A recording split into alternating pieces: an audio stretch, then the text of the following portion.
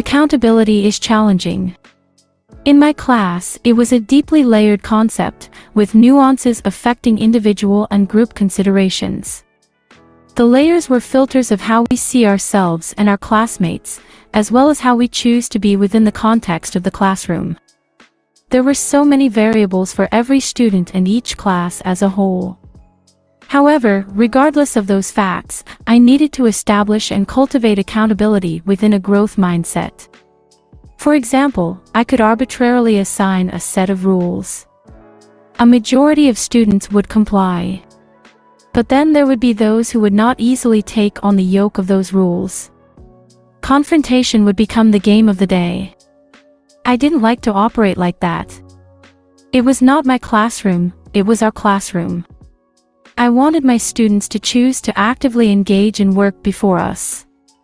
If I wanted cooperation and individual accountability, then I needed to share the ownership of the classroom and the learning that occurred.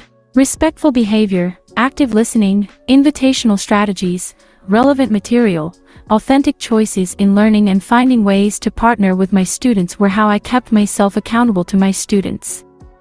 I scaffold my class in a number of ways to encourage their abilities to hold themselves accountable. Course overview, expectations, and syllabus. Undeniably, this beginning of the year document is vital to laying a foundation for accountability. It lays out what will be learned and how it will be accomplished. It lists norms like grading policies and expectations. I used this document as a teaching tool. I gamified the content with scavenger hunts or bingo, but I made sure that from the family to the student, we would all be on the same page, have the same understanding of the course outcomes and everyone's part in it. A shared Google Calendar is shown with a picture day reminder as the focal point. A shared calendar. One of the first tasks of my yearbook class was to create an online calendar with events to be covered and by whom. All of the yearbook staff used the official school calendar, their planners, the athletic calendar, a record of the weekly announcements, etc. Anything to help make sure all events were listed on the online calendar. My staff selected which events they wanted to cover, knowing a minimum number was required. The staff determined a substitution policy and procedure. Everyone had contact numbers. Reminders were emailed by the editors through the online calendar, and the weekly events were posted on the board in the room. We had backups for our backups through the calendar, reminders, and the weekly posts in the classroom. A Google Drive shows how to use the folders to save yearbook photos. A photograph storage system. Photographs quickly became a pressure point. As a teacher, I had access to a huge storage bank for photographs through Google's Education Workspace. I used this space with my students and created a shared folder in my space for yearbook photographs. My editors and I could create event folders within this space. This system was not unlike a Russian nesting doll with folders within folders.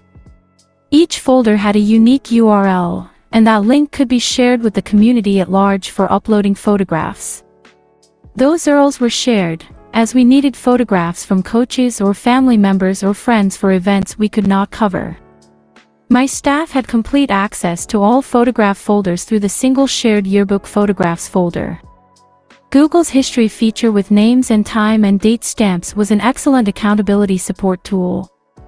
We could all track when something was added or moved and by whom. A spreadsheet that shows how to organize yearbook page numbers and assignments. The ladder. The ladder was a flexible scaffold for the entire yearbook, and the editors owned the ladder. This spreadsheet listed the book's topics by page number and included who was responsible for which page. Each page spread assignment listed its deadline side by side. The hierarchy of responsibility was deployed with section leaders' names above the page spread designer's name at the section's beginning. The editors had a place for comments. The ladder was able to shift spreads around when necessary to make room for the unexpected story. As each deadline was met, the strike-throughs demonstrated how close the book was coming to completion. The ladder was a visual reminder of our individual accountability for each page spread for which we were responsible.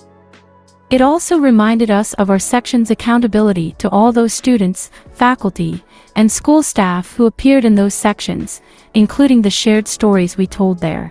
It was our collective accountability to provide a comprehensive yearbook that was a truthful representation of our school community. The latter organized our efforts to do that. The style guide. This was the single, most important accountability tool to establish consistency throughout the yearbook. The entire staff developed the style guide. Any questions were usually resolved by it. If not, the question was put to the staff leadership to resolve. In both appearance and writing, the style guide performed the job of a referee. The style guide looked at appearance, theme and style/vibe, i.e., theme surfer culture and style/vibe 60s. Color palette, 3 to 5 colors which can be used in different combinations depending on the section. Typography, 3 font styles that can switch dominance depending on the section. Credit for photographs. Credit for page spread design. Pagination. Layout, alignments, spacing, photographs/graphics versus text, visual hierarchy. Writing. Voice and tone. What will readers feel as they read through the yearbook? What is the personality of the book? Conversational casual. High energy fun. What words and phrases project that personality? What words and phrases should be limited or not used at all, i.e., very unique? Consider using the AP Style Guide as a baseline editorial guide. Please note, this is a subscription service. It is possible your school or district may already have the service, as this is the standard writing style guide for journalism. Make sure to agree on formatting. Think about bullet points, hyphens, pull-out quotes and quotes in captions or stories. Students' preferred names were a subject that needed some research into district policy. For further information, please review the Student Press Law Center, SPLC, response. Can we use a student's preferred name in the yearbook? Of course, developing accountability as part of a growth mindset was a process. It was not 100% successful 100% of the time. We hit the reset button a few times. But by and large, accountability worked. From the beginning of the year to year's end, there was progress. Involving all students in the process brought success to my students. United Yearbook has resources to assist you in the development of your staff and their abilities. Please feel free to contact us with any questions or needs you may have. We are ready to serve you.